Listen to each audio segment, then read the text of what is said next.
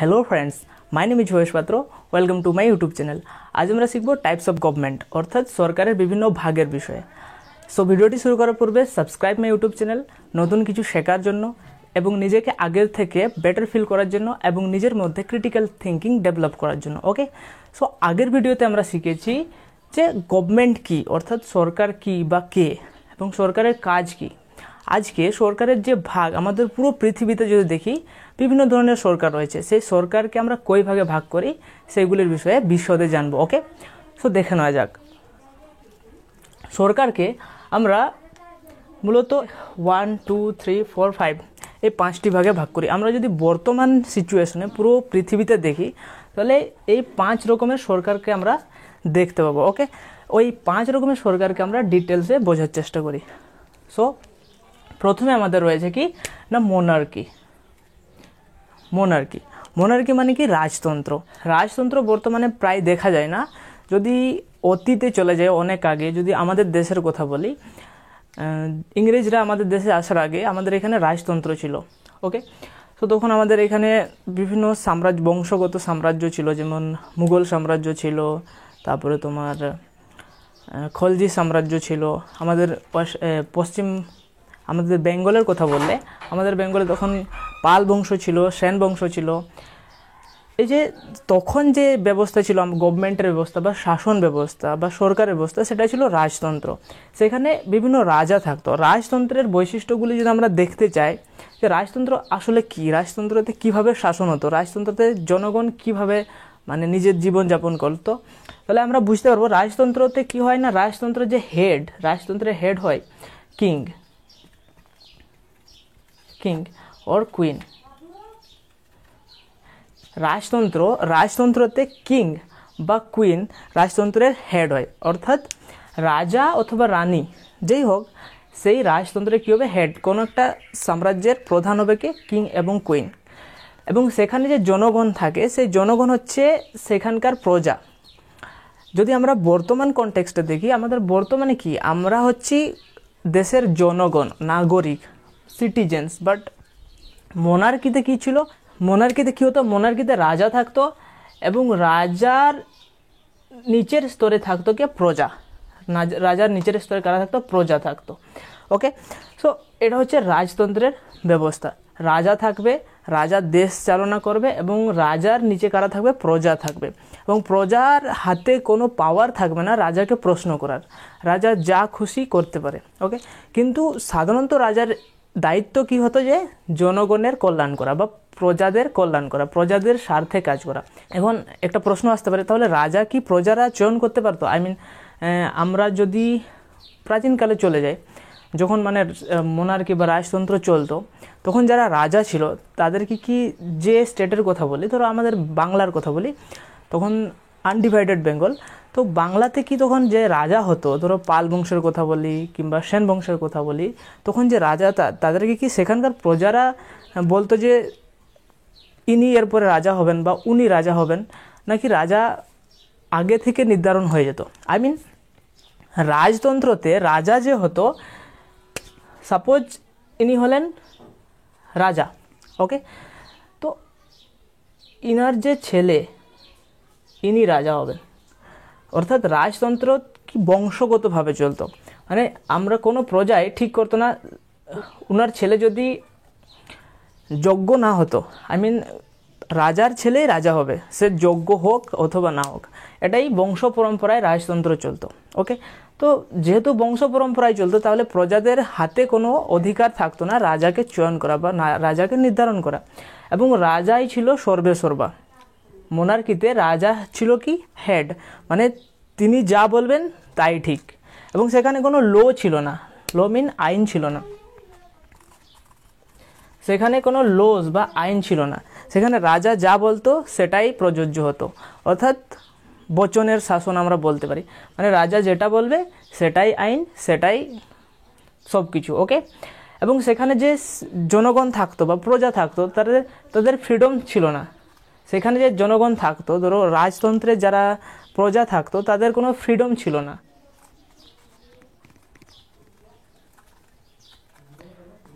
সেখানে যে জনগণ থাকতো তাদের কোনো ফ্রিডম বা স্বাধীনতা থাকতো না। এবং সেখানে কোনো ফান্ডামেন্টাল রাইটস, বর্তমান যে কনসেপ্ট আমাদের দেশে রয়েছে, অনেক দেশে রয়েছে ফান্ডামেন্টাল রাইটস বা মৌলিক অধিকার, কোনো একটি দেশের যে নাগরিকদের অধিকার, সেই কনসেপ্টটা মোনার্কিতে ছিল না। অর্থাৎ মোনার্কিতে রাজা হবেন হেড, এবং রাজার পরে রাজার ছেলেই রাজা হবে, অর্থাৎ সেই রাষ্ট্রের হেড কে হবে, সেই রাজার ছেলে। ওকে, এবং সেখানে ল থাকতো না, কোনো আইন কানুন থাকতো না, রাজা যেটা বলতো সেটাই আইন হয়ে যেত এবং সেভাবেই শাসন করতো। এবং সেখানে যারা প্রজা থাকতো, রাজার নিচে কারা থাকতো, প্রজা থাকতো, রাজা প্রজাদেরকে শাসন করতো এবং সেই প্রজাদের কাছে কোনো ফ্রিডম থাকতো না, স্বাধীনতা থাকতো না, এবং সেই সময় অনেক ডিসক্রিমিনেশনও থাকতো জনগণের মধ্যে। ওকে, তাহলে আমরা কি বুঝলাম না, মোনার্কি যে রাজতন্ত্র ছিল, রাজতন্ত্রেতে রাজা ছিল প্রধান এবং রাজার নিচে প্রজারা থাকতো, এবং রাজার কাজ ছিল যে প্রজাদেরকে শাসন করা, এবং রাজার যে ছেলে সেই পরবর্তীকালে রাজা হতো, এবং রাজাকে চয়ন করা বা রাজা কে হবে সেটি প্রজারা নির্ধারণ করতে পারতো না, এবং সেখানে কোনো আইন ছিল না, রাজা যা বলতো তাই আইন ছিল। ওকে, এটা ছিল মোনার্কি। এরপরে আমরা ডেমোক্রেসি একটু পরে বুঝবো, এরপরে আমরা ডিক্টেটরশিপ বুঝি। ডিক্টেটরশিপ মানে কি? ডিক্টেটরশিপ মানে হচ্ছে তোমার একনায়কতন্ত্র। এইখানে এই ডিক্টেটরশিপ গভর্নমেন্ট যেখানে লক্ষ্য করা যায়, সেখানে কি হয় না, কোনো ওয়ান পার্সন অথবা গ্রুপ অফ পিপল কি হয়, সেখানে হেড হয়। আর ডিক্টেটরশিপে কি হয় না, কোনো একজন ব্যক্তি অথবা গ্রুপ অফ পিপল, কতজনের একটি সংগঠন কি হয় না, কোনো একটি গভর্নমেন্টের হেড হয়। এখন ডিক্টেটরশিপ কিভাবে তৈরি হয় না, সাপোজ কোনো একটা, আমাদের দেশের কথা বলি, আমাদের দেশের বর্তমান যে গভর্নমেন্ট আছে, সেই গভর্নমেন্টকে যদি কোনো একজন ব্যক্তি সেই গভর্নমেন্টকে যদি যুদ্ধের মাধ্যমে কিংবা কূটনীতির মাধ্যমে যদি হারায়, এবং সেই গভর্নমেন্টের যে ক্ষমতা, সেই ক্ষমতা যদি কেড়ে নিতে পারে, তাহলে সে কোনো একটি রাষ্ট্রের মধ্যে কি না ডিক্টেটরশিপ ক্রিয়েট করতে পারবে, মানে আমাদের দেশে ডিক্টেটরশিপ ক্রিয়েট করতে পারবে। এবং ডিক্টেটরশিপ যারা হয়, একনায়কতন্ত্র, সেখানে তারা তাদের মনের ইচ্ছে মতো শাসন করে। ডিক্টেটরশিপ গভর্নমেন্ট অ্যাকচুয়ালি, আমরা যদি অতীতকালের কথা বলি, তাহলে হিটলারের কথা মনে হয়, মুসোলিনির কথা মনে হয়। জার্মানির হিটলার, সে জার্মানিতে ডিক্টেটরশিপ কায়েম করেছিল। ডিক্টেটরশিপ মানে সেখানে জনগণের কোনো অধিকারই থাকবে না। ওকে, সেখানে মানে আইন যে থাকবে, সেখানকার যে ডিক্টেটর, সে ডিসাইড করবে যে কি আইন হবে। তাহলে সেখানেও কিন্তু প্রজাদের ফ্রিডম থাকবে, প্রজাদের কোনো ফ্রিডম থাকবে না। প্রজা আমি বলতে চাইছি যে সেখানকার যে জনগণ, তাদের কোনো ফ্রিডম থাকবে না। তাহলে আমি যদি মোনার্কির কথা বলি এবং ডিক্টেটরশিপের কথা বলি, এই দুটোতেই আমাদের যে নাগরিক বা সাধারণ জনগণ, তাদের কোনো অধিকার ছিল না। ওকে, এখন আমরা কমিউনিস্ট যে গভর্নমেন্ট, সেই কমিউনিস্ট গভর্নমেন্টের কথা বলি। কমিউনিস্ট গভর্নমেন্ট মিন সাম্যবাদী গভর্নমেন্ট। ওকে, কমিউনিস্ট গভর্নমেন্ট মানে হচ্ছে সাম্যবাদী গভর্নমেন্ট। এখন কমিউনিস্ট গভর্নমেন্ট বর্তমান আমাদের কোথায় দেখা যায়, চায়নাতে রয়েছে। ওকে, তো চায়নাতে বর্তমান কমিউনিস্ট গভর্নমেন্ট রয়েছে। সাম্যবাদী গভর্নমেন্টও কিন্তু আমাদের কি হয় না, কোনো ওয়ান পার্টি সিস্টেম লক্ষ্য করা হয়। সাম্যবাদ বা কমিউনিস্ট সিস্টেমে ওয়ান পার্টি গভর্নমেন্ট লক্ষ্য করা যায়, অর্থাৎ সেখানে একটি মাত্র সরকার, পলিটিক্যাল পার্টি থাকবে কিংবা একটি মাত্র গ্রুপ থাকবে, তারা গভর্নমেন্টকে কি করবে, শাসন করবে। অর্থাৎ কমিউনিস্ট গভর্নমেন্টের যদি আমরা কথা বলি, চায়নার কথা বলি, সেখানেও কিন্তু এক ধরনের ডিক্টেটরশিপই, সেখানেও কিন্তু এক ধরনের একনায়কতন্ত্র প্রতিষ্ঠিত হয়েছে। অর্থাৎ সেখানে তুমি সরকারকে ক্রিটিসাইজ করতে পারবে না। যেমন মোনার্কিতে তোমার তো কোনো অধিকারই নেই রাজার উপরে কথা বলার। ডিক্টেটরশিপে তো সেম টু সেম। তুমি যেমন হিটলারের কথা বলি, হিটলারের বিরুদ্ধে কেউ কিছু বলতে পারতো না, এবং যদি কেউ বলতো তাহলে তার কি অবস্থা হতো বুঝতেই পারছো। এবং কমিউনিস্ট যে সিস্টেম, কমিউনিস্ট গভর্নমেন্ট সিস্টেমও সেম। যদি চায়নার সরকারকে, চায়নাতে বর্তমান কমিউনিস্ট পার্টি রয়েছে, কমিউনিস্ট পার্টি অফ চায়না, তুমি যদি সেই পার্টির বিষয়ে কিছু খারাপ কথা বলো কিংবা ক্রিটিসাইজ করো সরকারকে কিংবা গভর্নমেন্টকে, তাহলে সেখানে তোমার শাস্তি হতে পারে। তুমি সরকারের বিষয়ে কিছু খারাপ কথা বলতে পারবে না। অর্থাৎ কমিউনিস্ট সিস্টেম অফ গভর্নমেন্টও কিন্তু প্রজাদের ক্ষেত্রে ভালো না বা নাগরিকদের ক্ষেত্রে সুইটেবল না। সেখানেও কিন্তু নাগরিকদের কোনো ফ্রিডম থাকে না। অর্থাৎ আমরা দেখলাম যে monarchy system of government dictatorship system of government এবং কমিউনিস্ট সিস্টেম অফ গভর্নমেন্ট, এই 3 ধরনের গভর্নমেন্ট ব্যবস্থায় প্রজাদের বা নাগরিকদের কোনো অধিকার থাকতো না। যদি মোনার্কির কথা বলি, সেখানে হেড হতো রাজা, সে যা বলতো তাই হতো। যদি এবং সেখানে আরেকটা খারাপ দিক ছিল যে রাজার ছেলেই রাজা হবে, সে যোগ্য হোক অযোগ্য হোক দেখার দরকার নেই।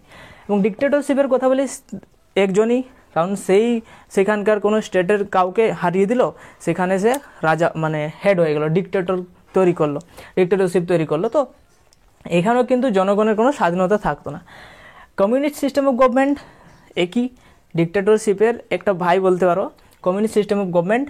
এখন আমরা দেখব কি রিপাবলিকান গভর্নমেন্ট। ওকে,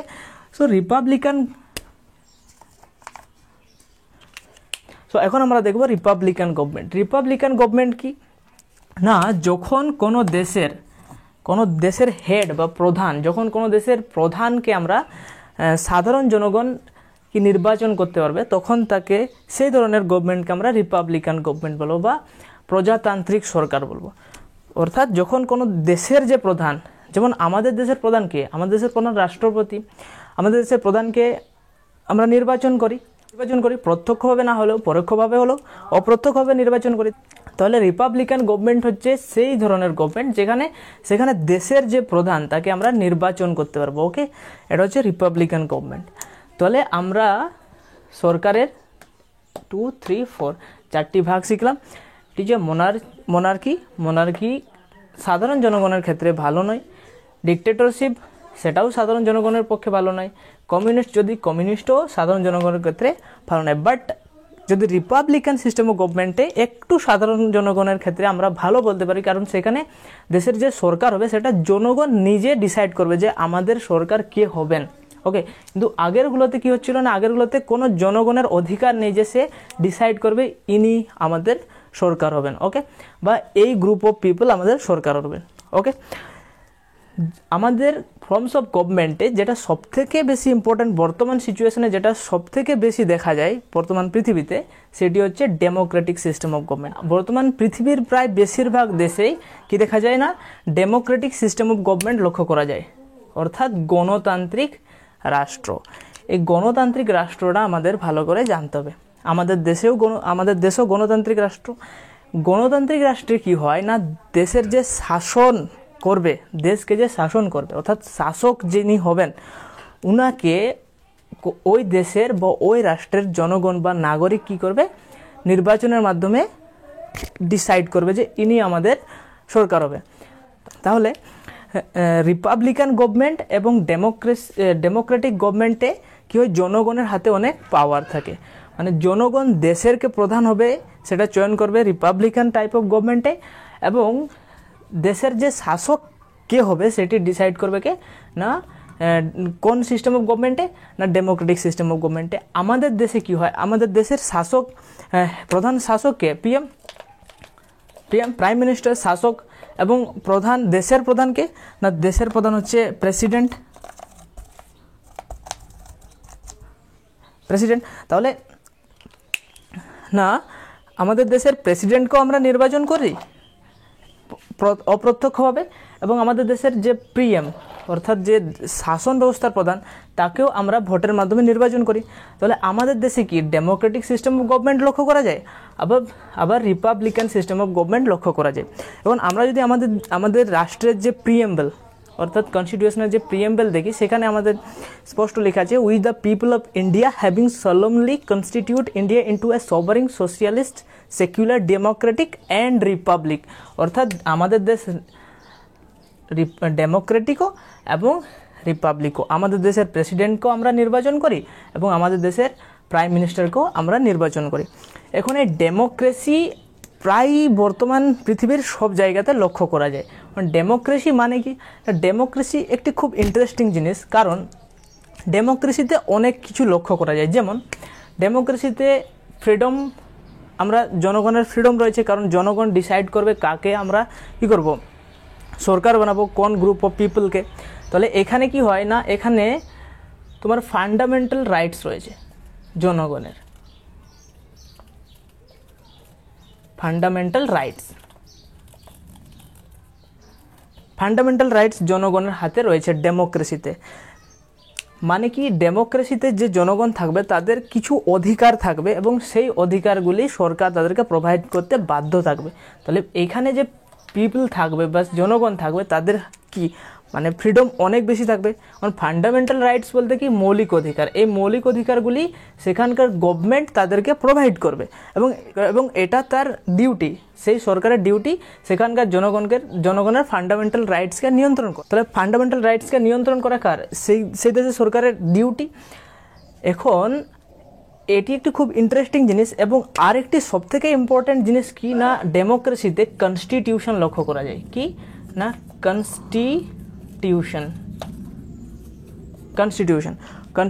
মানে কি? কনস্টিটিউশন মানে হচ্ছে কি সংবিধান।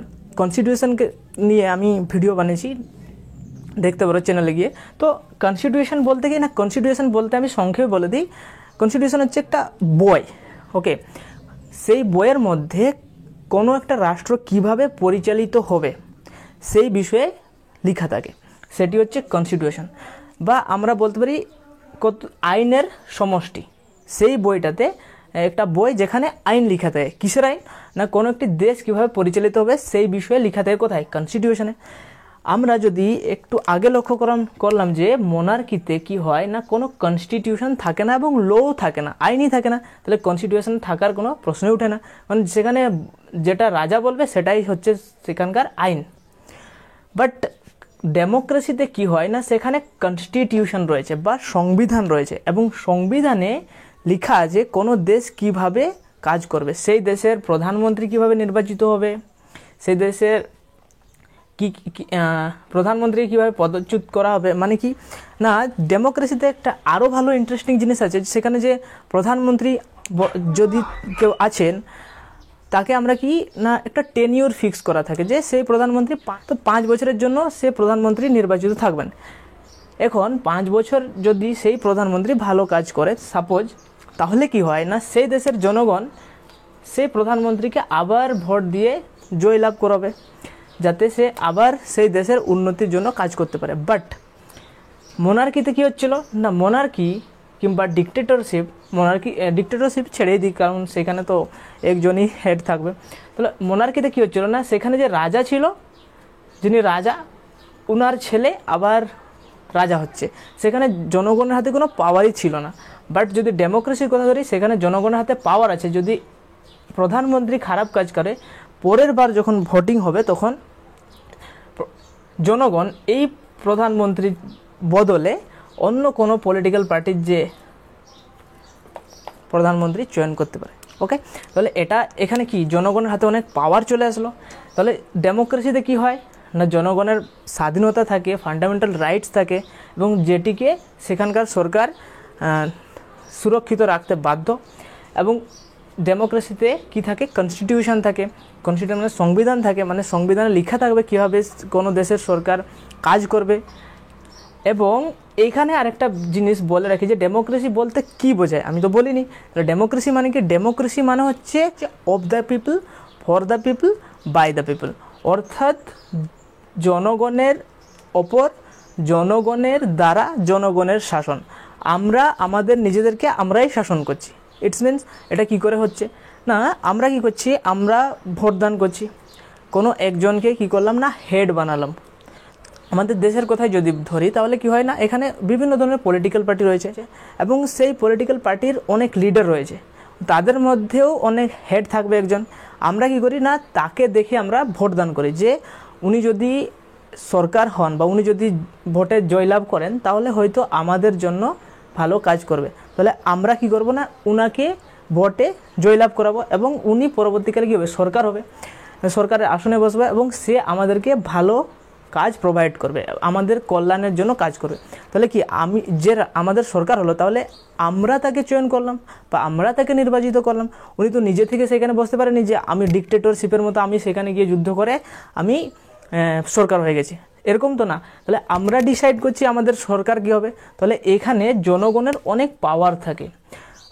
ওকে, তো এখানে শাসন কে করছে তাহলে না জনগণই শাসন করছে, কারণ জনগণ ডিসাইড করছে কে আমাদের শাসন করবে। ওকে, তাহলে এটা হচ্ছে democracy of the people, for the people, by the people. Okay, so এই ডেফিনেশনটা কে দিয়েছিল? আব্রাহাম লিঙ্কন দিয়েছিল, of the people, for the people, by the people, ডেমোক্রেসির ডেফিনেশন। ওকে, তাহলে আমরা ফর্মস অফ গভর্নমেন্ট শিখতে পারলাম যে সরকারের কই ধরনের ভাগ আছে না, সরকারকে আমরা অনেক ধরনের ভাগ আছে, আবার অলিগার্কি সিস্টেম অফ গভর্নমেন্ট লক্ষ্য করা যায়। বাট যদি বর্তমান কনটেক্সটে দেখি তাহলে আমরা পুরো পৃথিবীতে এই 5 ধরনের গভর্নমেন্টকে প্রায় দেখতে পাই।